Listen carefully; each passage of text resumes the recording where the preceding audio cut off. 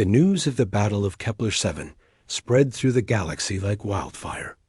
At first, no one believed the reports. A single primitive ship defeating an entire hegemony fleet? It had to be some kind of mistake. But the survivor reports were consistent. Commander Yithlock, his pride as shattered as his ship, filed a detailed account of the battle. Scholar Prime Velteron recorded everything, his scientific mind fascinated despite the horror of what he had witnessed. The mining station's crew transmitted sensor readings that confirmed the impossible. A species called humanity had returned to the galaxy, and they fought like nothing anyone had ever seen before. Captain Morrison stood on his bridge, watching. The alien rescue ships arrived to collect their damaged vessels. His crew had voted unanimously to allow the rescue operations. Humans might be efficient killers, but they were not monsters. "Captain," reported Torres, "we're receiving transmissions from across the galaxy. Everyone wants to know who we are and where we came from." "What are they saying?" "Mixed reactions, sir. Some are calling for fleets to come and destroy us. Others want to negotiate. And a few double quotes." Torres paused. "A few are trying to figure out why they have no records of humanity ever existing." This was the question that had been bothering Morrison since he woke up. How did an entire species get erased from galactic history? Dr. Nick Sandra's voice came through the communication system. The insect-like scientist had requested permission to come aboard the Defiant, and Morrison had agreed. If anyone could help solve the mystery, it would be her. "Captain Morrison," she said, "I have been researching galactic archives for any mention of your species. What I found is disturbing." Morrison invited her to the main conference room, where his senior staff had gathered. The alien scientist looked nervous as she faced the humans who had just shattered everything the galaxy thought it knew about warfare. 10,000 years ago, she began, there was a period the archives called the Great Purge. During this time, many records were lost or destroyed. The official history says it was due to a computer virus that corrupted databases across multiple worlds. "But you don't think that's what really happened?" said Hayes. "No, I think it was deliberate. Someone wanted to erase all knowledge of humanity from galactic records." Commander Hayes leaned forward. "Why would anyone do that?" "Because they were afraid of you," said Nixandra simply. "I found fragments of older records, pieces that survived the purge. They mention a species that fought differently than anyone else.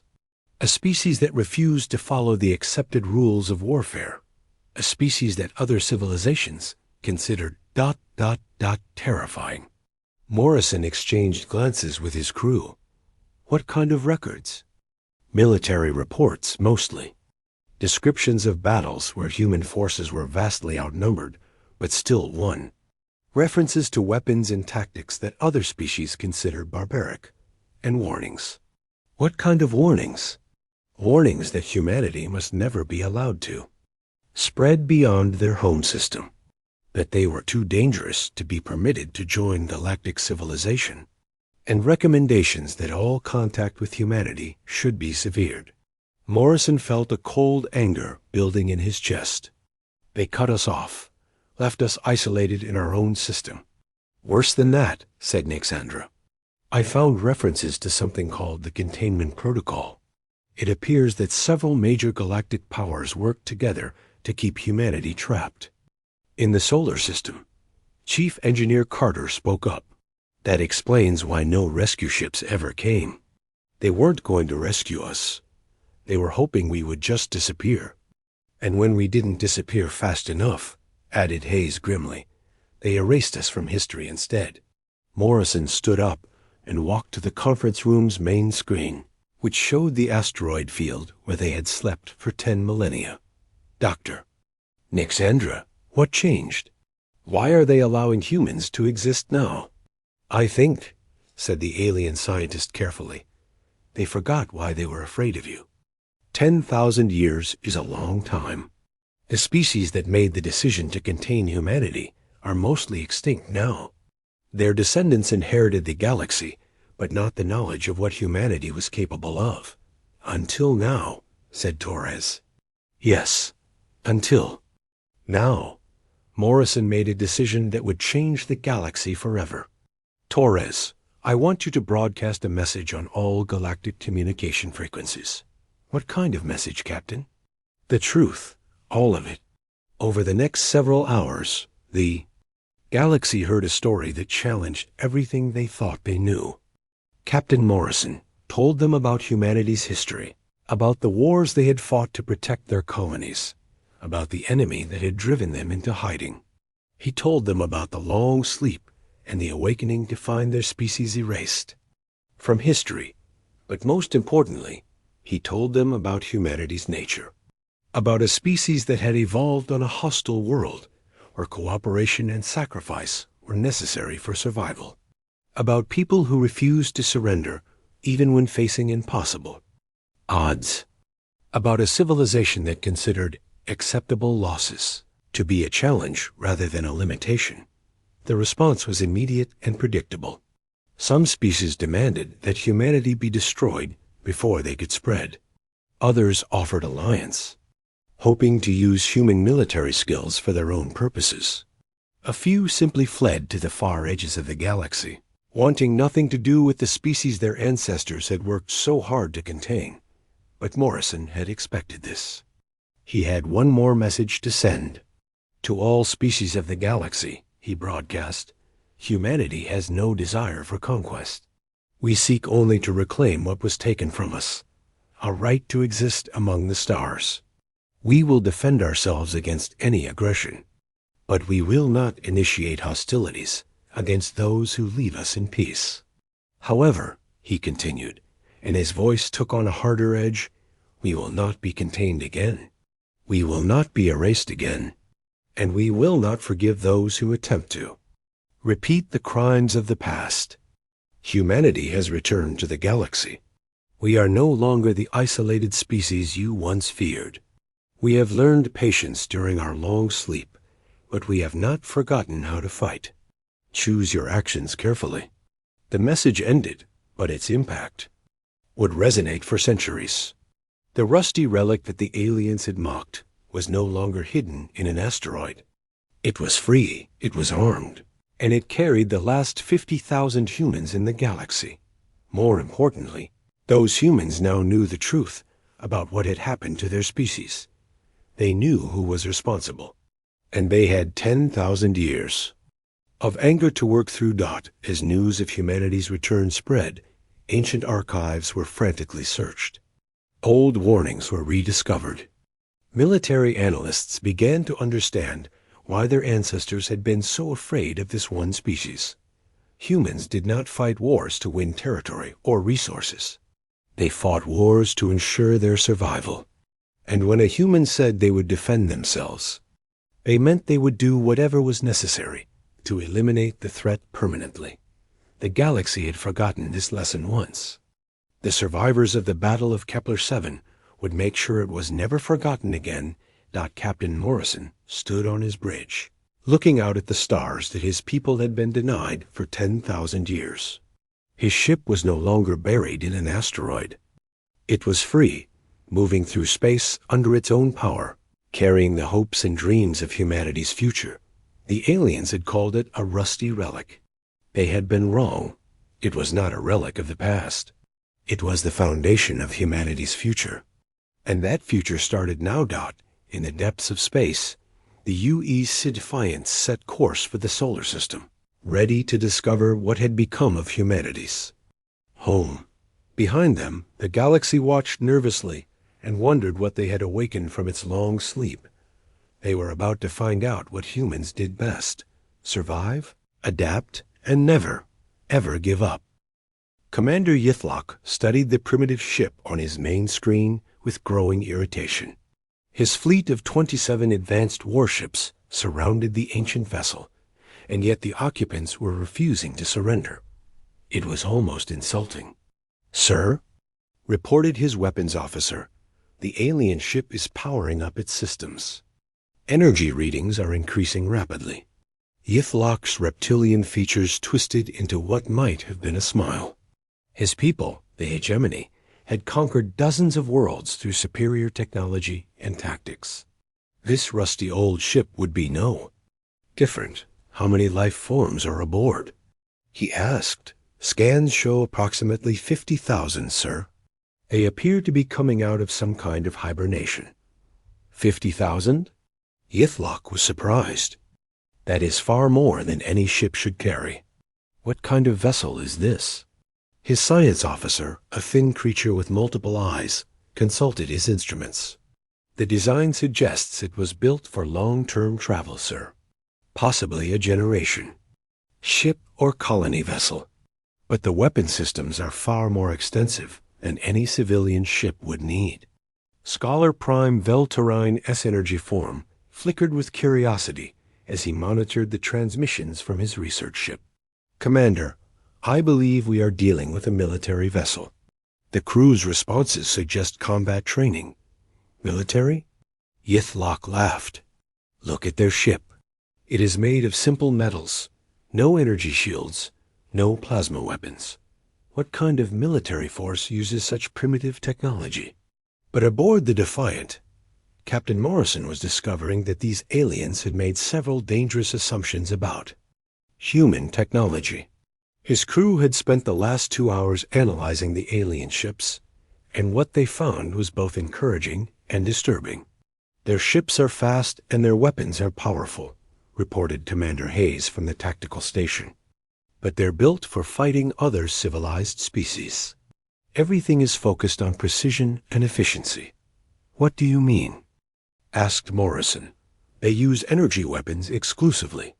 No solid projectiles. Their armor is designed to deflect energy beams, not stop physical impacts. And their ship designs prioritize speed and maneuverability over durability. Chief Engineer Carter had been studying the alien technology through the Defiant sensors. Captain, their power systems are incredibly advanced, but they're also incredibly delicate.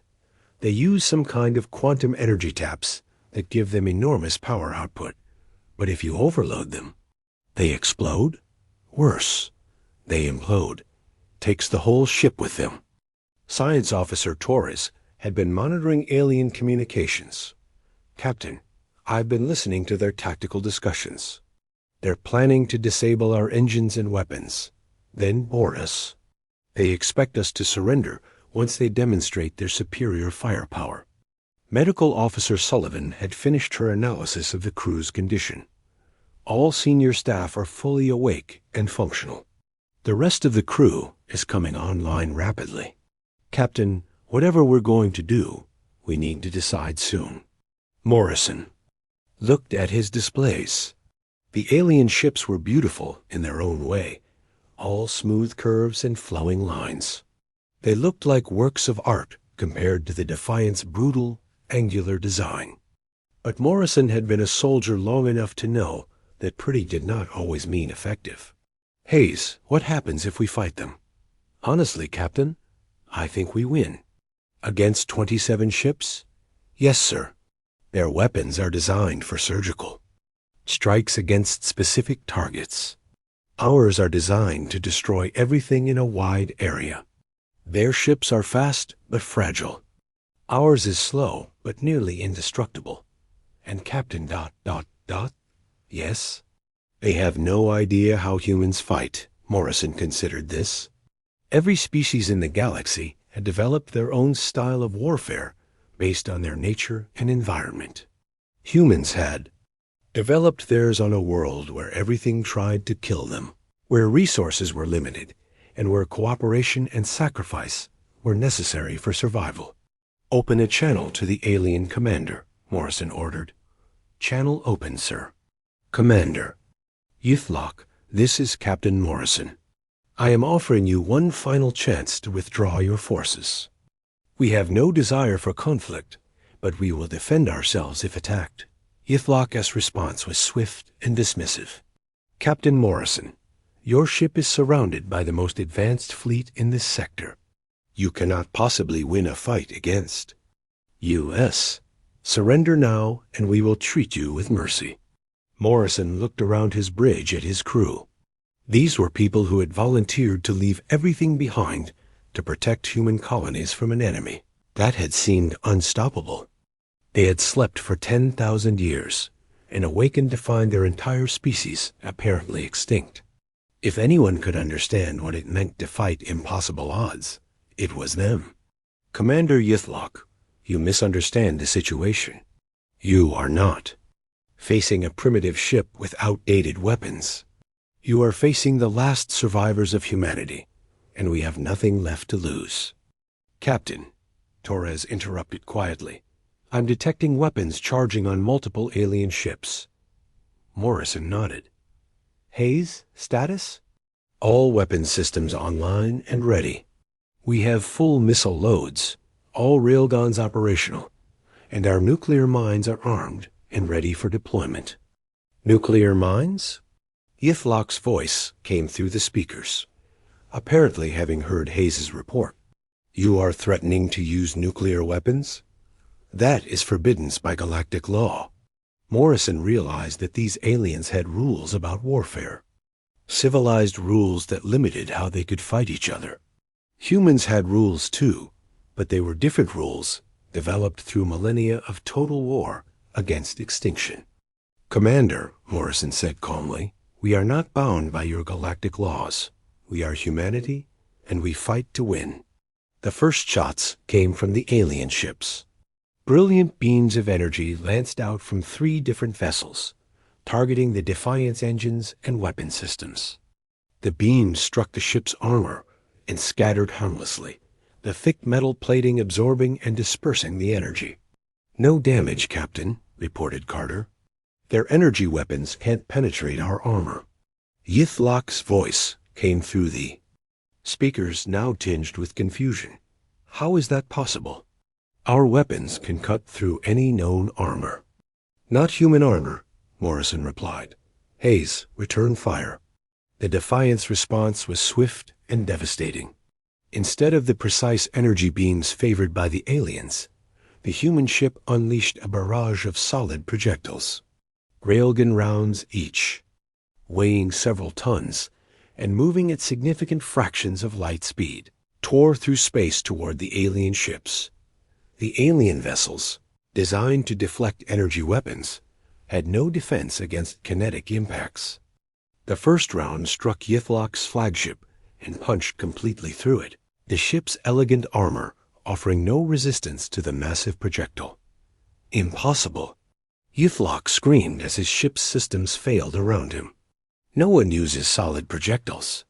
They are primitive and inefficient. They are also unstoppable, Morrison replied coldly. Within seconds, 3 alien ships were crippled or destroyed. The survivors scattered, trying to use their superior speed to avoid the human weapons. But Morrison had anticipated this. Deploy. The mines, he ordered. Nuclear mines, each one powerful enough to destroy a city, spread out from the Defiant in a carefully planned pattern. The alien ships, fleeing at high speed, ran directly into the minefield. The explosions lit up space like new suns. The alien ships, with their delicate quantum power systems, could not survive the electromagnetic pulses from the nuclear detonations. One by one, their systems failed, and their ships went dark. In less than 10 minutes, the battle was over. Half the alien fleet was destroyed or disabled, and the rest were fleeing in panic. Commander Yithlok, his ship badly damaged and his fleet scattered, sent one final transmission. What are you? Morrison's response was quiet, but carried across. Space to every surviving alien ship. We are humanity. We have been asleep for 10,000 years. We are awake now, and we remember who we are. The aliens had called them a rusty relic. They had thought humanity was primitive and extinct. They had been wrong on both counts.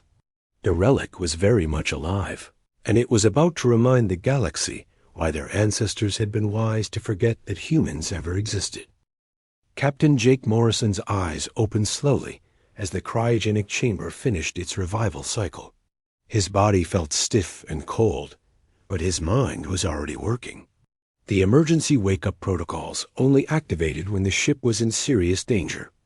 Chambers' lid hissed open, and Morrison sat up carefully.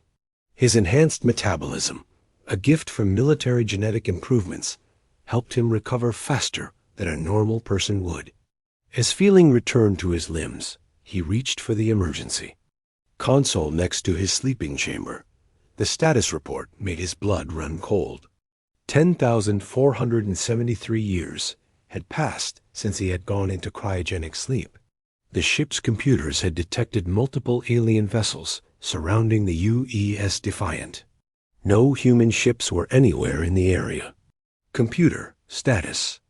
Of the crew, Morrison said, his voice rough from the long sleep. Revival procedures have begun for senior staff, the ship's artificial intelligence replied. All crew members are alive and stable. Warning: unknown alien forces have breached the hull. Recommend immediate military alert status. Morrison pulled himself out of the chamber and grabbed his uniform from the storage compartment. His hands moved automatically, muscle memory from 20 years of military service taking over while his mind processed the situation. 10,000 years. How was that possible? The ship was supposed to wake up when human rescue ships arrived. If no human ships had come, that meant either humanity had forgotten about them, or humanity was gone. Neither option was good. The command deck was 2 levels up from the sleeping chambers. Morrison made his way through corridors that had been dark for millennia, emergency lighting coming on as he passed. The ship felt different somehow, older, but all the systems seemed to be working. Commander Lisa Hayes was already on the bridge when Morrison arrived. His tactical officer had always been quick to wake up and quick to assess threats.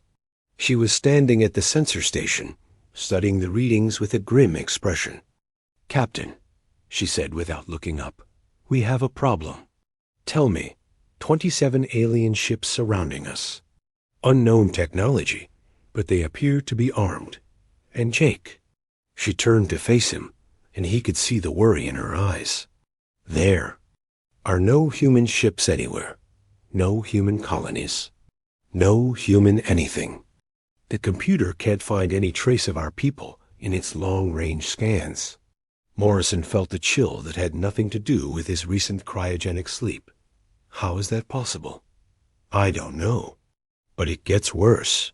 The aliens have been studying our ship for weeks. They cut through the asteroid to reach us, and they've been poking around our hull. Our computer classified their actions as potentially hostile. Chief Engineer Sam Carter arrived on the bridge, moving quickly despite his large frame. "Captain, all systems are coming online, but we've got alien devices attached to our hull. Looks like they've been trying to scan our internal systems. Can you remove them?" "Not without alerting the aliens that we're awake." "But Captain, I've been reading the ship's logs. Our engines are fully operational, our weapon systems are charged, and our armor is intact. Whatever happened to humanity, it didn't happen to us." Morrison nodded. "How long until we can have the full crew awake?" "Critical crew in 2 hours, said Hayes. "Full crew in 12 hours.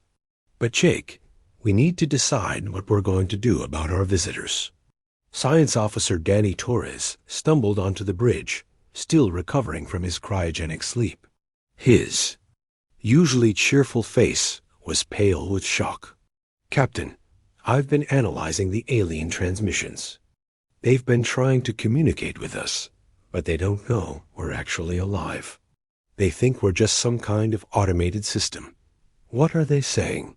It's hard to translate, but they seem to think we're a primitive relic from some extinct species. They're calling us ... The best translation would be the rusty old thing, or something like that." Medical Officer Kate Sullivan arrived, her medical training helping her recover quickly from the long sleep. "Captain, the crew is all healthy. The cryogenic systems worked perfectly. But I've been reviewing our genetic markers against the alien. transmissions, and these species have been living in our galaxy for the entire time we've been asleep. Some of them have records going back thousands of years, but none of them have any record of humanity ever existing. Morrison sat down in his command chair, trying to process this information. Humanity had not just disappeared. They had been erased from history itself. "Captain," said Hayes urgently, "I'm detecting movement in the alien fleet. It looks like military ships are arriving." Morrison looked at the tactical display. The new ships were larger and more heavily armed than the research vessels that had been studying them. "These looked like warships. They're hailing us," reported Torres. "Audio only." "Put it through." The voice that came through the speakers was harsh and commanding. The translation software worked to convert it to English. "Unknown vessel. This is Commander Yithlock of the Hegemony Fleet. You will power down your systems and prepare to be boarded. Any resistance will be met with force." Morrison looked at his crew. Hayes was ready for a fight, her hands all ready, moving over the weapons controls. Carter was monitoring the engine systems, ready to give them full power.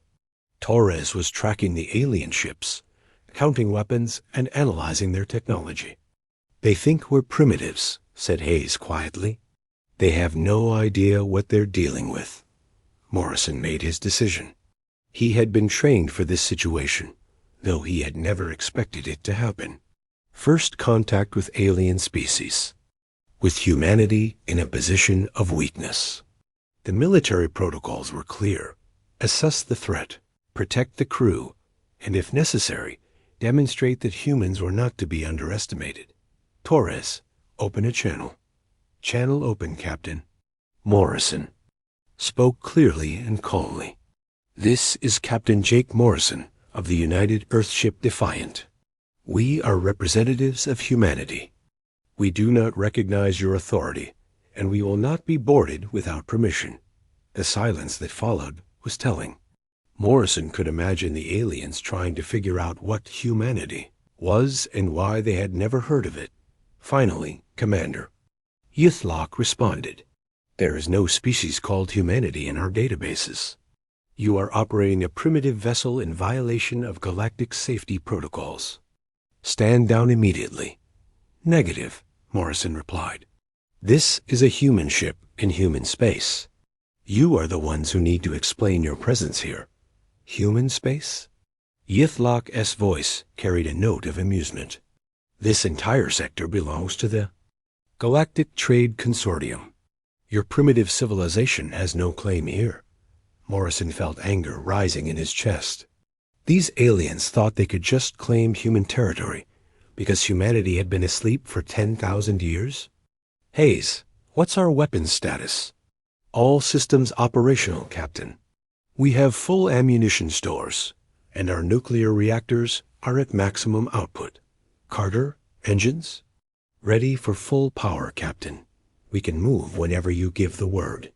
Morrison looked at the alien fleet on his tactical display. 27 ships against one. The aliens probably thought those were excellent odds. They were about to learn that humans had different ideas about what constituted fair odds. "Torres, send a message to the alien fleet." "Ready, Captain. This is your final warning. We are prepared to defend ourselves. Any attempt to board this ship or damage it will be considered an act of war against humanity." Yithlock's response was swift and arrogant. "You are in no position to make threats, primitive.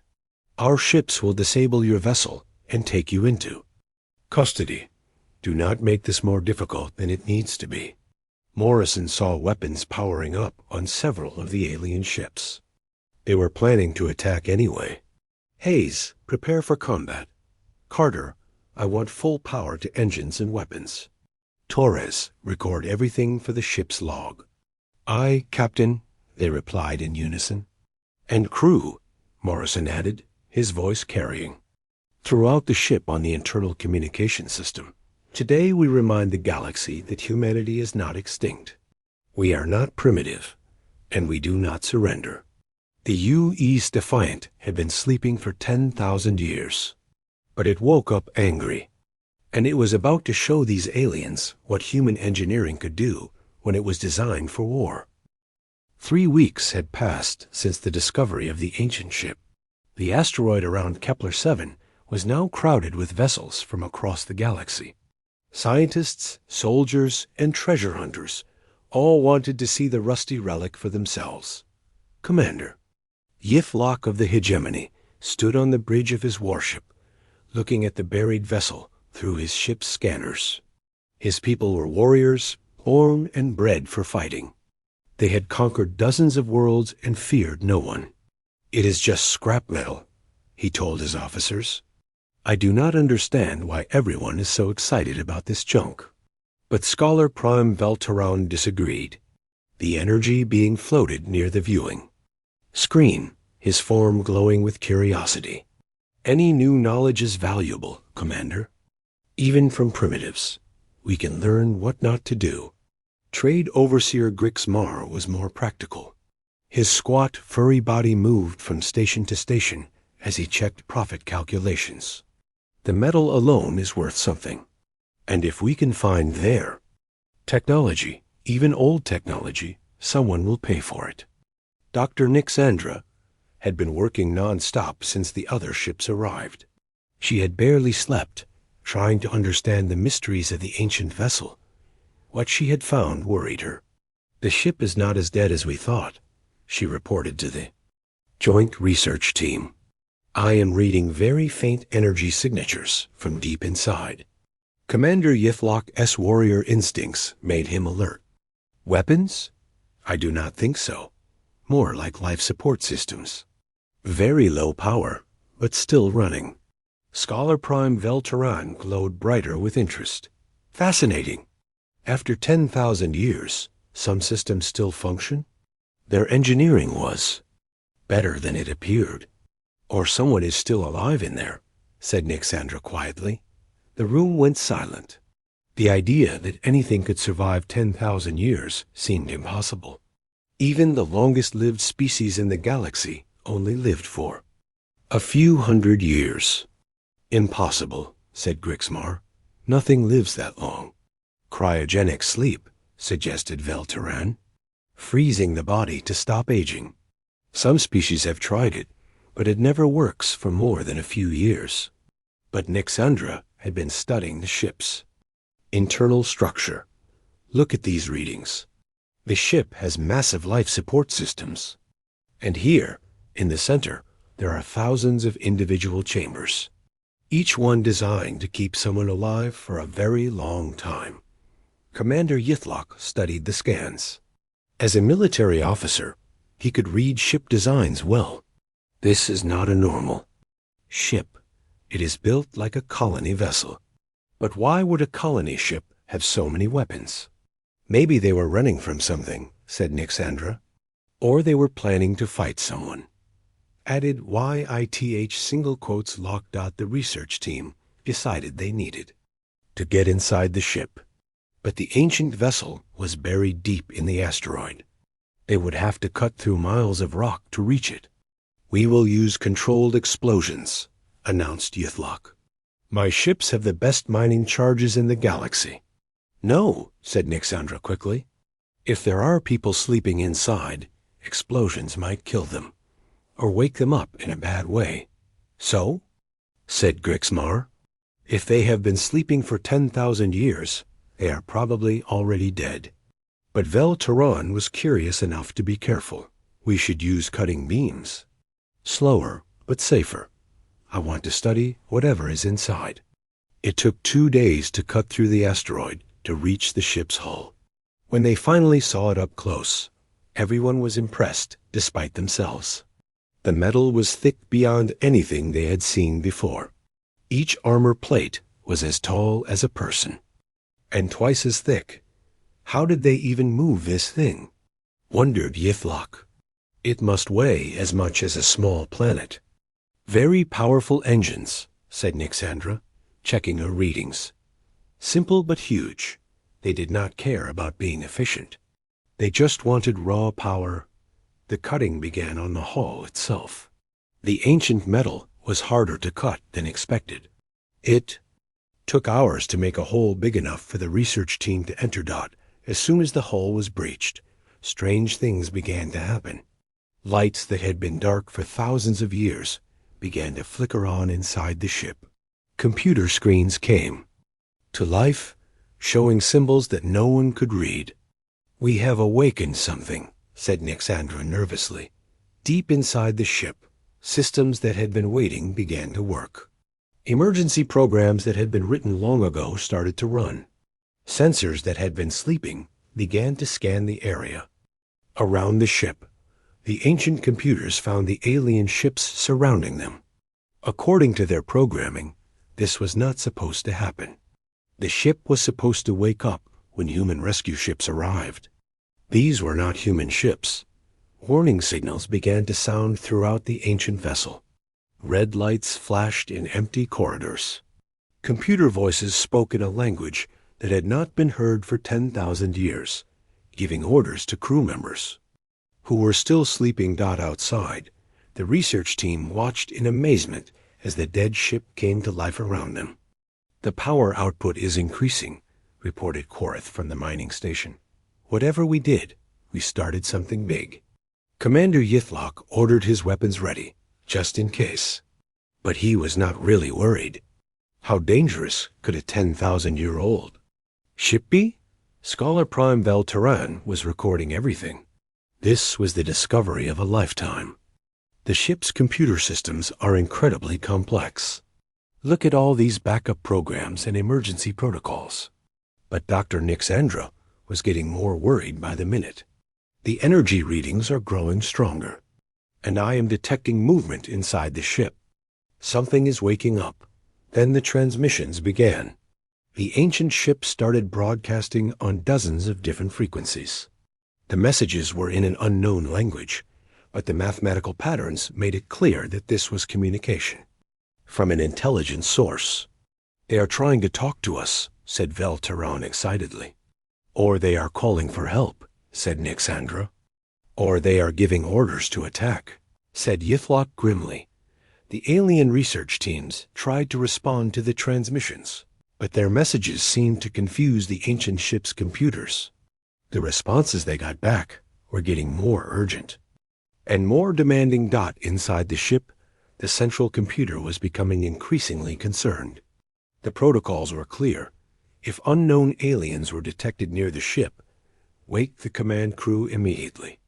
If the aliens seemed hostile, wake the military command crew first. The computer's analysis of the alien transmissions was not encouraging.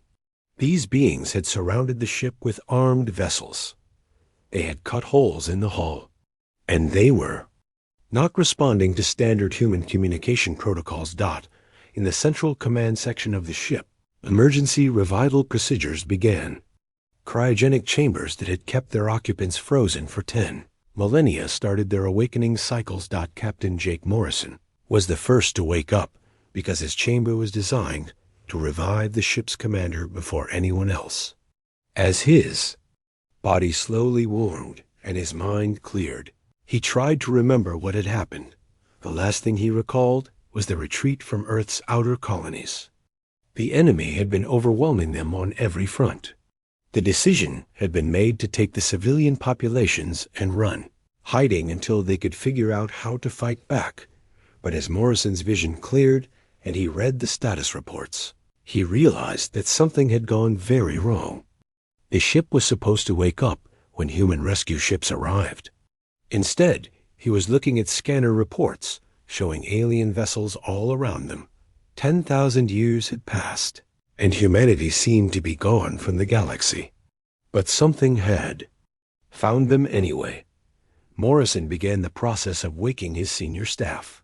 If humanity was really gone, then this ship and its people might be all that was left. And if these aliens had hostile intentions, he was going to make sure they regretted finding the rusty relic. Outside, the alien research teams watched nervously as more and more systems came online throughout the ancient ship. What they had thought was a dead museum piece was turning into something that looked very much alive and very well armed. Maybe we should back away, suggested Nixandra, but it was too late for that. The ancient ship's sensors were fully awake now, and its computers had made their decision about the aliens surrounding them. Captain Morrison would wake up to find his ship surrounded by unknown enemies, and he would react the way humans always reacted when cornered with overwhelming force. The mining lasers cut through the asteroid rock like hot knives through butter. Captain Zexthara watched the progress on her screens, her 6 arms moving across different control panels at once. The Kepler-7 mining station had been pulling rare metals from this asteroid for 3 months now, and the work was going well. How deep are we now? She asked her chief engineer. Korith's crystal body glowed blue as he checked the readings. His people were made of living crystal, and they could speak to machines in ways others could not. We are at level 47, Captain. The metal readings are still strong. Zexthara nodded. Her people, the Valaxians, were known across the galaxy for their mining skills. With 6 arms, they could work faster than most other species. The Galactic Trade Consortium paid them well for their work. The mining station was small, but busy. 20 different species worked together here, all trying to make money from the asteroid's metals. Most of them got along well enough. Trade was good for everyone. Captain, called out Nixandra from her science station. The insect-like being's 4 eyes were wide with surprise. The deep miners have found something strange. Zexthara's 6 arms stopped moving. What kind of strange? Metal, but not natural metal. The computers say it was made by someone. This got everyone's attention. Finding made things in asteroids was rare. Most asteroids were just rock and metal that had been floating in space since the galaxy was young. Bring up the images, Zexthara ordered. The main screen showed what the deep mining robots had found. It was clearly not natural. Straight lines and flat surfaces cut through the asteroid rock. Whatever it was big. Much bigger than their mining station. It looks like a ship, said Nixandra. But the metal is strange, very old, and the way it is built, She paused. I have never seen anything like it. Korith's crystal body flashed different colors as he studied the readings. The metal is mostly iron, very basic. Whoever built this did not know about better materials. Zexthara looked at the images more closely. The thing buried in the asteroid did look like a ship, but it was built in a way that seemed wrong. Instead of the smooth curves that all modern ships had, this one was all angles and flat surfaces. It looked crude and ugly. How old is it? She asked. Nixandra's computers worked for several minutes. Very old, Captain. At least 10,000 years. Maybe more. 10,000 years? Zexthara was surprised. What species was flying ships 10,000 years ago? This was a good question. The galactic records went back a long way, but 10,000 years ago, most species were still learning to make fire. Only a few had reached the stars that early, and all of them were well known. I do not know, said Nixandra. The design is not in any of our databases. Whoever built this, they are not anyone we know about. Zexthara made a decision. Stop the mining in that area. We need to be careful with this. Nixandra, I want you to study this thing. Find out what it is. The next few days were busy. Nixandra worked with her science team to map the buried object. What they found was amazing. The ship was huge, easily the size of a small moon. It had thick armor and many weapons, all built with the same crude but strong methods. Look at this, Nixandra showed Zexthara her findings. The armor is just thick metal plates.